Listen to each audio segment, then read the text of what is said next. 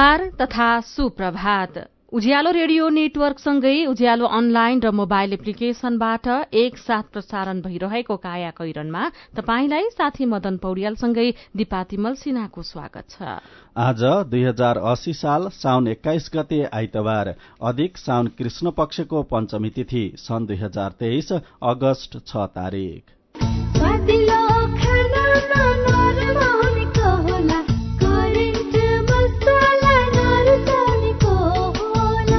काया कैरनको साथमा करेन्ट मसला र करेन्ट चिया, स्वादको झट्का। काया कैरन शुरू गरौं मुख्य खबरका शीर्षकहरूबाट। प्रोत्साहन र सहयोग नपाउँदा विज्ञान र प्रविधिको क्षेत्रमा हुटुटी भएका युवा विदेशिँदै, स्वदेशमै भएका कतिपय पनि अन्य पेशातर्फ मोडिँदै। आर्थिक संकट, विभेद लगायत एकै किसिमको उपलब्धिलाई मापदण्ड मान्नुपर्ने दबावले मानसिक स्वास्थ्यमा असर, मानसिक समस्यामा परेकालाई समयमा नै मनोपरामर्श गराउन र हर बखत सहयोग गर्न विज्ञको सुझाव। दुर्गम क्षेत्र जानै चाहँदैनन् कर्मचारी, सरुवा निवेदनमा सबैले रोजे सुगम, दुर्गममा जान इच्छुक नभए पनि सरुवा गर्ने सामान्य प्रशासन मन्त्रालयको तयारी।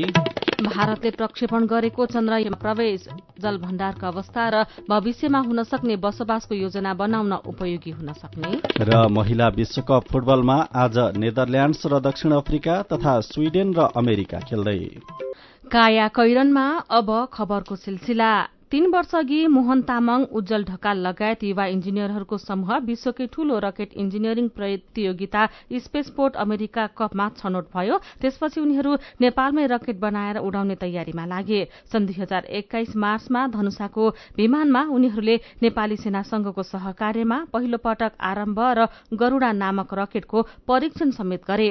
पटक पटकको परीक्षणमा झण्डै 10 किलोमिटर उचाइसम्म सफलतापूर्वक रकेट उडाए, तर राज्यले सहयोग नगर्दा उनीहरू आफ्नो मिशनमा अझै सफल हुन सकेका छैनन्। आवश्यक बजेटका लागि सरकारी निकाय धाउँदै उनीहरू नै थाकिसकेका छन्। रकेट बनाउन शुरू गर्दा 30 जना युवा इन्जिनियर भएको समूह अहिले 5 जनामा सीमित भएको छ। कोही लोकसेवाको जागिर खान गए, कोही अमेरिका, कोही अस्ट्रेलिया, अझै पनि कम्तीमा 50 किलोमिटर उचाइसम्म सफलतापूर्वक रकेट उडाएर छोड्ने अठोट बोकेका मोहन तामाङले भन्नुभएको छ। तर हामीले हरेस खाएका छैनौं, अहिले राष्ट्रिय आविष्कार केन्द्रसँगको सहकार्यमा काम गरिरहेका छौं। आर्थिक अभावका कारण लामो समय यो समूह स्वयंसेवकका रूपमा रकेट निर्माणमा लाग्यो, तर राष्ट्रिय आविष्कार केन्द्रसँग जोडिएपछि भने उनीहरूले थोरै भए पनि पकेट खर्च पाउन थालेका छन्। युवा इनोभेटर उज्जवल ढकालले नेपालमा करियर नदेखेर 80% युवा वैज्ञानिक, आविष्कारक र इन्जिनियर विदेश पलायन भएको बताउनुभयो। भर्खरै पुल्चोकमा एयर स्पेस इन्जिनियरिङको पढ़ाई शुरू हुन थालेको छ। त्यस्तो अवस्थामा हामीले यसको बजार सिर्जना गर्न खोज्दैछौं। अबको 10 वर्षपछि स्पेस इन्डस्ट्री चम्किनेवाला छ, उहाँले भन्नुभएको छ। नेपालमा वैज्ञानिक र आविष्कारक कति छन् भने ठ्याक्कै तथ्याङ्क कसैसँग छैन, तर कुटो कोदालो बनाउने, इलेक्ट्रिक गाड़ी, रोबोट आदि निर्माणदेखि रकेट उडाउनेसम्मको प्रयत्न भने भइरहेको छ। नेपाल विज्ञान तथा प्रविधि प्रज्ञा प्रतिष्ठान नास्टका प्रवक्ता डाक्टर रविन्द्र प्रसाद ढकालले नेपालमा वैज्ञानिकको यकिन तथ्याङ्क कसैसँग नरहेको बताउनुभयो। युनिभर्सिटीमा कुल विद्यार्थीको झण्डै 15% विद्यार्थी विज्ञानतिर लागेका छन्। उहाँले भन्नुभएको छ, सन् 2010 को तथ्याङ्कले प्राविधिक क्षेत्रमा लागेका जनशक्ति सबै जोड्दा झण्डै 1 लाख हाराहारीको तथ्याङ्क देखिएको थियो। अहिले त्यसको 3 गुणा बढेको हुनुपर्छ, तर विडम्बना अरू जनसंख्याको तुलनामा प्राविधिक जनशक्ति पलायन हुने क्रम बढेको छ, उहाँले भन्नुभएको छ। राज्यले रोक्न नसकेका कारण विज्ञान र प्रविधि क्षेत्रका दक्ष जनशक्ति कोही अमेरिका, अस्ट्रेलिया लगायत देशमा गइरहेका उहाँले बताउनुभयो। तर नेपालमै बसेरै केही गर्छु भन्ने हुटुटी पनि बिस्तारै देखिँदैछ, उहाँले भन्नुभएको छ। संख्याका हिसाबले हेर्ने हो भने नेपालमा उम्दा र क्षमतावान वैज्ञानिक र प्राविधिकहरू झण्डै 1-2 हजार मात्रै होलान्। काम गर्न सकिन्छ, तर अवसर पाइन भन्ने संख्या झण्डै 10,000 जति होला। उनीहरू राज्यको सहयोग कुरिरहेका छन्, उहाँले भन्नुभएको छ। राष्ट्रिय आविष्कार केन्द्रसँग अहिले 70 जति युवा इनोभेटर जोडिएको वैज्ञानिक महावीर पुनले बताउनु भएको छ। उहाँले युवा वैज्ञानिकलाई देशमै राख्न बलियो नियम, कानून र सहयोग सँगसँगै आउन आवश्यक रहेको बताउनु भएको छ। त्यसैगरी नेपाल विज्ञान तथा प्रविधि प्रज्ञा प्रतिष्ठान विभागका प्रवक्ता डाक्टर रविन्द्र प्रसाद ढकालले अहिले भइरहेको कामबाट सन्तुष्ट हुने ठाउँ पटक्कै छैन, तर यो शुरूआत हो भनेर मन बुझाउने ठाउँ चाहिँ रहेको बताउनु भएको खबर आजको नयाँ पत्रिका दैनिकले छापेको छ। यसैबीच विज्ञान तथा प्रविधि क्षेत्रको देशकै सर्वोच्च संस्था नेपाल विज्ञान तथा प्रविधि प्रज्ञा प्रतिष्ठान नास्टले 7 महिनापछि उपकुलपति पाएको छ। खाद्य प्रविधि विज्ञ एवं प्राध्यापक दिलीप सुब्बालाई नास्टका कुलपति समेत रहेका प्रधानमन्त्री पुष्पकमल दाहाल प्रचण्डले उपकुलपतिमा नियुक्त गर्नु भएको हो। निवर्तमान उपकुलपति सुनिल बाबु श्रेष्ठ 4 वर्ष कार्यकाल पूरा गरेर गएको वर्ष माघ 3 मा विदा भएता नास्ट नेतृत्वविहीन रहेको खबर कान्तिपुर दैनिकले छापेको छ। हरेक व्यक्ति फरक भए पनि एकै किसिमको उपलब्धिलाई मापदण्ड मान्नुपर्ने दबावले मानसिक स्वास्थ्य प्रतिकूल बन्दै गएको छ। श्रम तथा आप्रवासन विज्ञ सरू जोशीका अनुसार गरिबीसँग जुधिरहेकै स्थितिमा महामारी र विपदका बेला झनै आर्थिक संकट, सामाजिक मूल्य मान्यता र विभेद खेपिरहेका हुन्छन्। त्यसमाथि मानसिक स्वास्थ्य समस्याले पनि गाँजेको हुन्छ, जसले आत्महत्याको सोच आउने र आत्महत्या दर बढ़ाउँछ। विश्व स्वास्थ्य संगठनको अध्ययन अनुसार आर्थिक संकटका साथै माया, प्रेम, अभाव वा पुराना रोग पीड़ाका कारण मानिसले आत्महत्या गर्छन्। यसबाहेक द्वन्द्व, प्रकोप, हिंसा, दुर्व्यवहार, हानि नोक्सानी वा एक्लोपनाको भावना पनि आत्महत्याका कारक हुन सक्छन्। शरणार्थी र आप्रवासी, आदिवासी, जनजाति, यौगिक तथा लैंगिक अल्पसंख्यक समुदाय आत्महत्याको सबैभन्दा धेरै जोखिममा हुन्छन्। विश्वमा हरेक 8 जनामा 1 जनालाई मानसिक गडबडी, तनाव वा डिप्रेसन भएको पाइएको छ। श्रम तथा आप्रवासन विज्ञ जोशीका अनुसार समृद्ध, उन्नत तथा विकसित देशहरूमा भने जुनसुकै बेला आइपर्ने विपद, महामारी र आर्थिक संकटको सामना गर्न राज्यले नागरिकलाई सहयोग पुर्याउँछन्। जोशीले भन्नुभयो, नेपालमा कोभिड पछि मात्र मानसिक स्वास्थ्यमा अलि बहस हुन थालेको छ। राज्यले यसलाई ध्यान दिएको छैन। विकास भनेको पूर्वाधार निर्माण गर्नु मात्रै होइन, मानसिक रूपमा बलियो बनाउनु पर्यो नि। राज्यले गम्भीरता नलिने हो भने मानसिक समस्याले विकराल रूप लिन सक्ने उहाँको भनाइ छ। नेपालमा दिनमा औसत 19 जनाले आत्महत्या गरेको प्रहरीको अभिलेखले देखाउँछ। मनोचिकित्सक तथा अनुसन्धानकर्ता ऋषभ कोइरालाका अनुसार मानिस स्वस्थ देखिए पनि डिप्रेसन लगायत मानसिक स्वास्थ्य सम्बन्धी समस्याले गर्दा आवेगमा आएर आत्महत्या गर्ने अवस्थामा पुग्छन्। यसकारण मानसिक समस्यामा परेको व्यक्तिलाई समयमै मनोपरामर्श गराउने, परिवार र आफन्तले ध्यान दिने, हर वखत सहयोग गर्नुपर्नेमा उहाँको जोड रहेको छ। बढ्दो उकुस मुकुस शीर्षकको खबर कान्तिपुर दैनिकले छापेको छ। स्थानीय तह तथा दुर्गममा कर्मचारी अभावको समस्या हल गर्न संघीय मामिला तथा सामान्य प्रशासन मन्त्रालयले सरुवा निवेदन माग्दा सबै कर्मचारीले सुगम रोजेका छन्। मन्त्रालयले 9 दिनको समय तोकेर 12 साउनमा भौगोलिक क्षेत्रको अवधि पुगेका कर्मचारीबाट सरुवा निवेदन मागेको थियो। शुक्रबारसम्म 450 निवेदन परेकामा सबैले सुगम रोजेका छन्। स्थानीय तह तथा दुर्गम कर्मचारी अभावको समस्या हल गर्ने उद्देश्यले मन्त्रालयले सरुवा निवेदन मागेको थियो। तोकिएको अवधिमा इमेल मार्फत 450 निवेदन प्राप्त भएकोमा सबैले सुगम नै रोजेका छन्। कोही पनि दुर्गम जान इच्छुक देखिएनन्। सामान्य प्रशासन मन्त्रालयको स्थानीय तह कर्मचारी प्रशासन शाखाका उपसचिव खिलराज राईले भन्नुभएको छ। भौगोलिक अवधि पुगेका सुगममा रहेका कर्मचारी दुर्गम जान अनिच्छुक भए पनि अब कर्मचारी सूचना प्रणाली PIS हेरेर दुर्गम सरुवा गर्ने मन्त्रालयको तयारी छ। केही समय अघि मन्त्रालयद्वारा गठित सरुवा व्यवस्थापन कार्यदलले 3 वर्ष अवधि पूरा भएका कर्मचारीलाई सरुवा गर्न सरकारलाई सिफारिश गरेको थियो। सरुवा व्यवस्थापनका लागि 9 दिनको अवधि दिएर निवेदन मागे पनि साउन महिनाभरि निवेदन लिने तयारी मन्त्रालयको छ। भदौ महिनाभित्र सरुवा व्यवस्थापन गर्ने तयारी रहेको मन्त्रालयले जनाएको छ।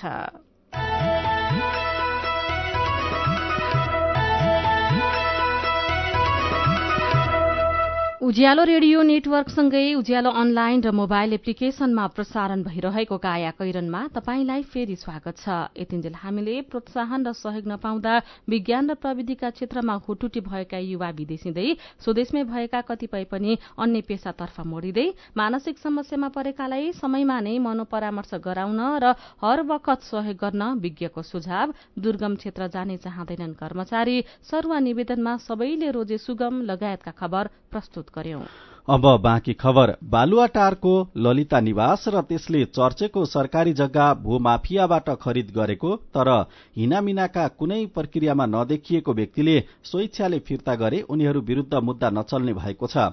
सरकारी वकिल कार्यालयको राय लिएर प्रहरीको केन्द्रीय अनुसन्धान ब्यूरोले त्यस्ता व्यक्तिलाई अदालतमा अभियोजन गर्दा सरकारी साक्षीका रूपमा मात्र राख्ने निर्णय गरेको हो। बिचौलिया र भूमाफियाबाट किनेको ललिता निवास क्षेत्रको जग्गा फिर्ता गर्नेलाई मुद्दा नचलाउने ब्यूरोको निर्णयपछि सीपीका खेतान हिरासत मुक्त भएकी छन्। ब्यूरोका एसएसपी दिनेश आचार्यले जग्गा हिनामिना गर्न विभिन्न तहमा गरिएका कृत्य र संगठित अपराधमा सामेल नभएकाको हकमा स्वेच्छाले जग्गा फिर्ता गर्न चाहे प्रक्रिया पुर्याएर सरकारका नाममा ल्याउने र त्यस्ता व्यक्तिलाई प्रतिवादी नबनाई साक्षीका रूपमा राखेर मुद्दाको अभियोजन हुने बताउनुभयो। प्रहरीको केन्द्रीय अनुसन्धान ब्यूरोले सरकारबाट मुआवजा लिएर पनि ढाँट्ने तत्कालीन भोगाधिकारी, जग्गा हत्याउने साबिकका जग्गा धनी र कर्मचारीसँग सेटिङ मिलाउने भूमाफिया र सरकारी जग्गा व्यक्तिका नाममा लैजाने निर्णयमा संलग्न विभिन्न तहका तत्कालीन कर्मचारी र मन्त्रीमाथि अनुसन्धान केन्द्रित रहेको जनाएको छ। भारतको उत्तराखण्डमा रहेको रुद्रप्रयाग जिल्लामा बिहिबार राति गएको पहिरोमा परि बेपत्ता 16 नेपाली अझै भेटिन सकेका छैनन्। पहिरोमा 3 भारतीय सहित 19 जना बेपत्ता भएका थिए। सब भेटिएका 3 जना नेपाली भएको अनुमान गरे पनि आधिकारिक पुष्टि हुन सकेको छैन। दिल्लीमा रहेको नेपाली दूतावासका प्रवक्ता रेवती पौडेलले सब नेपाली वा भारतीयको हो भन्ने बारे औपचारिक पहिचान हुन बाँकी रहेको बताउनुभयो। आजसम्म पहिचान खुल्न सक्ने उहाँले बताउनु भएको छ। उत्तराखण्ड सरकारसँग नेपाली दूतावासले आवश्यक समन्वय गरिरहेको र बाँकी बेपत्ताहरूको पनि खोजी भइरहेको उहाँले बताउनु भएको छ। पहिरोमा परेकामा जुम्लाको पातारासी गाउँपालिका 3 चौरगाउँका 30 वर्षका अमर बोहरा, उहाँकी श्रीमती 29 वर्षका अनिता बोहरा, 11 वर्षकी छोरी सलिता, 9 वर्षकी छोरी पिंकी, 7 वर्षीय छोरी प्रीति, 4 वर्षका छोरा जटिल, 2 वर्षका छोरा वकिल बोहरा बेपत्ता भएका छन्। उनीहरूसँगै चौरगाउँकै सुकराम रावत, बम बोहरा, पातारासी गाउँपालिका 2 पेरे गाउँका धर्मराज बुढा र चन्नकामी गरी 11 जना पहिरोमा बेपत्ता भएका गाउँपालिकाकी उपाध्यक्ष जनमाया रोकायाले जानकारी दिनुभयो। त्यसैगरी कालीकोटका 5 जना रहेका छन्। यसैबीच परराष्ट्र मन्त्री एनपी साउदले उत्तराखण्डका मुख्यमन्त्री पुष्कर सिंह धामीलाई टेलिफोन गरेर पहिरोमा बेपत्ता भएका नेपालीको खोजी तथा उद्धारका लागि सहयोग गरिदिन आग्रह गर्नुभएको छ। यसैबीच दोलखा गौरीशंकर गाउँपालिका 3 मार्बुमा बिहिबार गएको भीषण पहिरोमा 2 जनाले ज्यान गुमाए, 2 जना बेपत्ता र 3 जना घाइते भएका छन्। पहिरोबाट सबैभन्दा धेरै पीड़ित हुनेमा यज्ञ थामीको परिवार रहेको छ। 43 वर्षका उहाँसहित श्रीमती धनकुमारी र सरिता गम्भीर घाइते छन्। उहाँले 2.5 वर्षको नाति पनि गुमाउनुभयो। घाइतेलाई उपचारका लागि काठमाडौँको राष्ट्रिय ट्रमा सेन्टरमा भर्ना गरिएको छ। तर आर्थिक अभावका कारण बाबु आमा र श्रीमतीको उपचारमा ढिलाइ हुँदा 23 वर्षका तोकबहादुर थामी निकै चिन्तामा पर्नु भएको खबर नयाँ पत्रिका दैनिकले छापेको छ।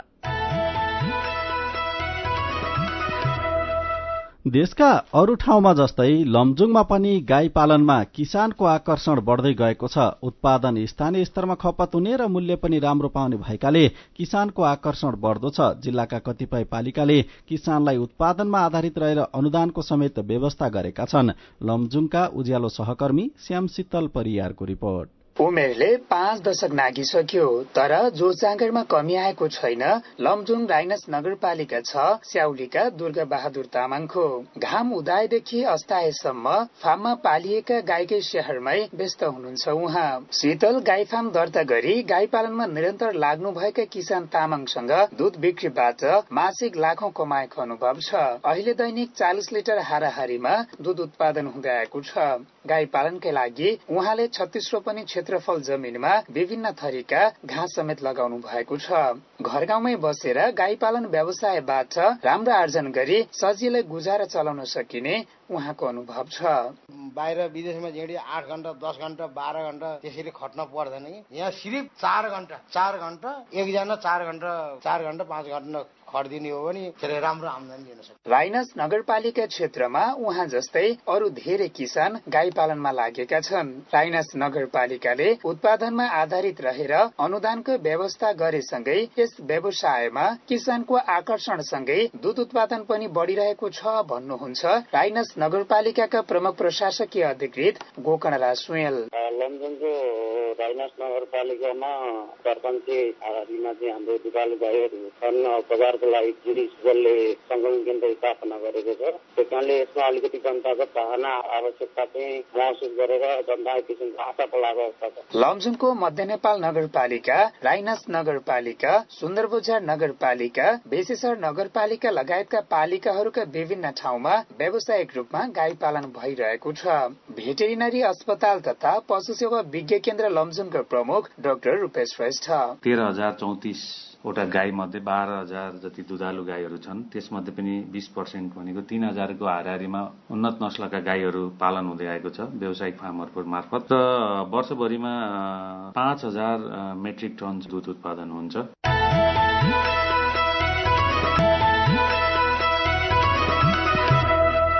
उज्यालो रेडियो नेटवर्क मार्फत देशभरिका विभिन्न एफएम स्टेशन तथा उज्यालो अनलाइन र मोबाइल एप्लिकेशनमा प्रसारण भइरहेको काया कैरनमा तपाईंलाई फेरि स्वागत छ। अब बाँकी खबर। जथाभावी उत्खननले पाल्पामा रहेका कोइला खानीबाट लाभभन्दा बढ़ी त्रास बढ़ेको छ। जताततै सुरुङ बनेपछि स्थानीय प्रभावित बनेका छन्। पाल्पामा 2054-55 सालदेखि खानी तथा भूगर्भ विभागले परीक्षण खोजतलास अनुमति दिएको थियो। त्यसपछि 10 वर्षे लाइसेन्स दिन थाल्यो। खानी तथा भूगर्भ विभागका सूचना अधिकारी नारायण बास्कोटाका अनुसार अहिलेसम्म 3वटा कम्पनी मार्फत पाल्पाका कोइला खानी सञ्चालन भइरहेको देखिन्छ। बाँकी 2वटा पनि अनुमति लिएर खोज तलासको क्रममा रहेका छन्। खानी उत्खनन गर्दा 50 देखि 80 मिटरसम्म सुरुङ बनाइएको छ। पिपल डाँडाको छिस्कुन डाँडा हस्सुरे सामुदायिक वन क्षेत्रमा जंगल भाँसिने र पहिरो जाने भइरहेको छ। स्थानीयका अनुसार जमिन भाँसिने, पानीका मुहान सुक्ने, तल्लो तटीय क्षेत्रमा खेती उब्जनी नहुने समस्या छ। माथागढ़ी गाउँपालिकाको झडेवा, पूर्व खोला गाउँपालिकाको देवीनगरका दर्जनौं गाउँमा अव्यवस्थित कोइला खानी उत्खनन भएको छ। कोइला उत्खनन गर्ने कम्पनीले शर्त पालना नगर्दा धेरै गाउँको पूरै डाँडो पहिरोको चपेटामा परेका छन्। अव्यवस्थित कोइला खानीमा सधैँ डर शीर्षकको खबर कान्तिपुर दैनिकले छापेको छ। मेरो पनि भन्नु छ। डोल्पाको प्रसिद्ध शक्तिपीठ त्रिपुरा सुन्दरीका 16वटा सिंढी तोडफोड भएको खबर उज्यालो अनलाइनमा पढेर गुन्जेश्वर शाह लेख्नुहुन्छ। मूर्ति तथा अरू बहुमूल्य वस्तु चोर्नेहरूले त धनको लोभमा त्यस्तो काम गर्छन्, तर यसरी तोडफोड किन भयो यसको अनुसन्धान आवश्यक छ। कतै हाम्रा संस्कृति र परम्परामाथि नजानिदो तरिकाबाट आक्रमण त भइरहेको छैन। डेंगी संक्रमण बढ़िरहेको सम्बन्धमा रमिता भुजेलको प्रतिक्रिया छ। लामखुट्टेको टोकाइबाट बचेमा यो रोगबाट बच्न सकिन्छ भने हामी आफ्नो वरिपरि लामखुट्टे आउने अवस्था सृजना नगरौं, टोकाइबाट बचौं। यसका लागि पालिका सरकारले चेतना अभिवृद्धिसँगै लामखुट्टे नष्ट गर्ने अभियानलाई प्रभावकारी रूपमा सञ्चालन गर्नुपर्छ। गएको वर्ष डेंगी संक्रमण हुँदा आफूलाई निकै कष्ट भएको भन्दै भूपाल लामिछानेले लेख्नु भएको छ। झण्डै महिना दिनसम्म काम गर्न समस्या भएको आफ्नो अनुभवबाट यो रोगलाई सामान्य नठान्न सबैलाई अनुरोध गर्छु। लामखुट्टेको टोकाइबाट बच्न र डेंगीको लक्षण देखिएमा चाँडै अस्पताल जान सबैलाई अनुरोध छ। अनि चितवनको मनोकामना अस्पतालमा गर्भवतीको ज्यान गएपछि तनाव सृजना भएको खबरमा निरा कार्कीले लेख्नु भएको छ। अस्पतालहरूमा यस्ता समस्या आइरहन्छन्। उपचारमा संलग्नलाई जिम्मेवार बनाउन सम्बन्धित स्वास्थ्य संस्थाले भूमिका खेल्नुपर्छ भने उपचारका क्रममा भएका दुःखद घटनालाई लिएर हुन सक्ने तोडफोड तथा अरूको उपचार रोकिने कुरालाई कसरी रोक्ने भन्ने बारेमा सरकारले काम गर्नुपर्छ। विचारको लागि तपाईंलाई धन्यवाद। मेरो पनि भन्नु छ। मेरो पनि भन्नु छ प्रस्तुत गर्दै हुनुहुन्थ्यो साथी भोजेन र बस्नेत। अब विदेशको खबर। चन्द्रयान 3 सफलतापूर्वक चन्द्रमाको कक्षमा प्रवेश गरेको छ। भारतीय अन्तरिक्ष अनुसन्धान संगठन इसरोका अनुसार चन्द्रयान 3 अन्तरिक्ष यानको चन्द्रमाको झण्डै 2/3 दूरी तय गरी हिजो सफलतापूर्वक चन्द्रमाको कक्षमा प्रवेश गरेको हो। भारतले तेस्रो चन्द्र अन्वेषण अभियान चन्द्रयान 3 लाई गएको जुलाई 14 तारिकमा आन्ध्र प्रदेशको श्रीहरिकोटा सतीश धावन अन्तरिक्ष केन्द्रबाट सफलतापूर्वक प्रक्षेपण गरेको थियो। अमेरिका, चीन र रूसपछि चन्द्रमाको सतहमा आफ्नो अन्तरिक्ष यान अवतरण गर्ने र चन्द्रमाको सतहमा सुरक्षित र सफल अवतरणका लागि देशको क्षमता प्रदर्शन गर्ने भारत चौथो देश हो। अवतरणपछि चन्द्रयान 3 ले एक चन्द्र दिनको लागि काम गर्नेछ। चन्द्रमाको एक दिन पृथ्वीको 14 दिन बराबर हुन्छ। त्यहाँ जल भण्डारको अवस्था र भविष्यमा हुन सक्ने बसोबासको योजना बनाउन निकै उपयोगी हुन सक्ने ठानिएको छ। अब खेल खबर। फिफा महिला विश्वकप फुटबलमा आज अन्तिम 16 का 2वटा खेल हुँदैछन्। आज नेदरल्याण्ड्स र दक्षिण अफ्रिका तथा स्विडेन र अमेरिका खेल्दैछन्। नेपाली समय अनुसार आज हुने पहिलो खेलमा बिहान पाउने 8 बजे नेदरल्याण्ड्स र दक्षिण अफ्रिका तथा दिउँसो पाउने 3 बजे स्विडेन र अमेरिका बीच खेल हुनेछ। महिला विश्वकप फुटबलमा हिजो भएका खेलमा स्विजरल्याण्डलाई हराउँदै स्पेन र नर्वेलाई हराउँदै जापान क्वार्टर फाइनलमा पुगेका छन्। न्यूजील्याण्ड र अस्ट्रेलियाले संयुक्त रूपमा आयोजना गरेको यो प्रतियोगिता अगस्त 20 तारिकसम्म चल्नेछ।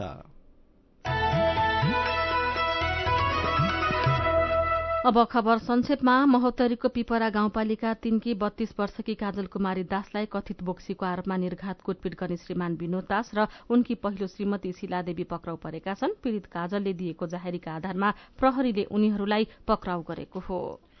पछिल्लो समय देखिएको आर्थिक संकटका कारण गएको आर्थिक वर्ष 79-80 मा बीमा व्यवसाय पनि प्रभावित भएको छ। अघिल्ला आर्थिक वर्षहरूमा बीमा व्यवसायको वृद्धि दर दोहोरो अंकमा हुने गरेको थियो, तर गएको आर्थिक वर्षमा त्यो एकल अंकमा झरेको हो। यसैबीच नेपाल बीमा प्राधिकरणले मासुजन्य र श्रमका लागि प्रयोग हुने पशुहरूका लागि छुट्टै बीमा पोलिसी ल्याउने भएको छ। त्यस्ता पशुको जोखिम र उपयोगिता फरक फरक हुने भएकाले प्राधिकरणले अलग्गै पोलिसी निर्माण गर्ने भएको हो। माओवादी केन्द्रमा अध्यक्ष पुष्पकमल दाहाल प्रचण्डको उत्तराधिकारी तयार नगरिएको भन्दै नेतृत्वको आलोचना भएको छ। 3 दशकभन्दा बढ़ी पार्टी प्रमुख रहेका दाहालको कार्यशैलीको नेताहरूले खुलेर आलोचना गरेका छन्। गण्डकी र लुम्बिनी प्रदेश सरकारले 100 दिन पूरा गरेका छन्। गण्डकीमा वैशाख 15 मा कांग्रेसका सुरेन्द्रराज पाण्डेको नेतृत्वमा नयाँ सरकार गठन भएको थियो। यस्तै लुम्बिनीमा वैशाख 14 मा कांग्रेसकै डिल्लीबहादुर मुख्यमन्त्री नियुक्त हुनुभएको थियो। उहाँले 15 वैशाखमा सानो आकारमा मन्त्री परिषद गठन गर्नुभएको थियो। प्रधानमन्त्री पुष्पकमल दाहाल प्रचण्ड र भारतीय प्रधानमन्त्री नरेन्द्र मोदी बीच हिजो टेलिफोन वार्ता भएको छ। वार्तामा दुई देशबीच आपसी हितका विषयमा समीक्षा गरिएको थियो। प्रधानमन्त्री दाहालका प्रेस सल्लाहकार गोविन्द आचार्यले भन्नुभयो, प्रधानमन्त्रीको पछिल्लो भारत भ्रमणका क्रममा भएका छलफल र सहमति कार्यान्वयनका विषयमा फलोअपका रूपमा कुराकानी भएको हो। भारतीय कम्पनी सतलज जलविद्युत निगमले संखुवासभामा निर्माण गरिरहेको 900 मेगावाट क्षमताको अरूण तेस्रो जलविद्युत आयोजनाले मुआब्जा नदिए निर्माण ठप्प पार्ने स्थानीय बासिन्दाले चेतावनी दिएका छन्। काया कैरनमा अब पालो उखानको। डोको बिसायो, भारी गुमायो। उखानसँगै हामी काया कैरनको अन्त्यमा आइपुगेका छौं। आजका मुख्य खबर फेरि एकपटक। प्रोत्साहन र सहयोग नपाउँदा विज्ञान र प्रविधिका क्षेत्रमा हुटुटी भएका युवा विदेशिँदै स्वदेशमै भएका कतिपय पनि अन्य पेसातर्फ मोडिँदै। आर्थिक संकट, विभेद लगायत एकै किसिमको उपलब्धिलाई मापदण्ड मान्नुपर्ने दबावले मानसिक स्वास्थ्यमा असर। मानसिक समस्यामा परेकालाई समयमा नै मनोपरामर्श गराउन र हर बखत सहयोग गर्न विज्ञको सुझाव। दुर्गम क्षेत्र जानै चाहँदैनन् कर्मचारी, सरुवा निवेदनमा सबैले रोजे सुगम। दुर्गममा जान इच्छुक नभए पनि सरुवा गर्ने सामान्य प्रशासन मन्त्रालयको तयारी। भारतले प्रक्षेपण गरेको चन्द्रयान 3 सफलतापूर्वक चन्द्रमाको कक्षमा प्रवेश। जलभण्डारको अवस्था र भविष्यमा हुन सक्ने बसोबासको योजना बनाउन उपयोगी हुन सक्ने। र महिला विश्वकप फुटबलमा आज नेदरल्याण्ड्स र दक्षिण अफ्रिका तथा स्विडेन र अमेरिका खेल्दै। र अन्त्यमा आजको कार्टुन। आज हामीले चसक्क शीर्षकमा महेश बस्ताकोटीले बनाउनु भएको कार्टुन लिएका छौं। कार्टुनले काम भन्दा पनि अन्तसन्त गर्ने प्रवृत्तिलाई व्यङ्ग्य गरेको छ। यहाँ कार्टुनमा नीलो रंगको बस गुडिरहेको छ अनि त्यही छेउमा रहेका राष्ट्रिय स्वतन्त्र पार्टीका सभापति रवि लामिछाने जस्ता देखिने व्यक्ति एकजना व्यक्तिसँग भन्दैछन्, देश मात्रै होइन यो संसार नै हाम्रो पार्टीमय भइसक्यो। नपत्याए हेर्नुहोस् त, आकाश पनि नीलो भइसक्यो। आजको काया कैरन सकिएको छ। उज्यालो मोबाइल र अनलाइनमा प्रसारण भइरहेका रेडियो र अनलाइनका सामग्री भाइबरमा पनि उपलब्ध छन्। काया कैरनबाट प्राविधिक साथी प्रवीण श्रेष्ठसँगै हामी पनि बिदा माग्छौं। लामखुट्टेको टोकाइबाट बस्न लामो बाहुला भएका कपडा लगाउने गरौं। नमस्कार।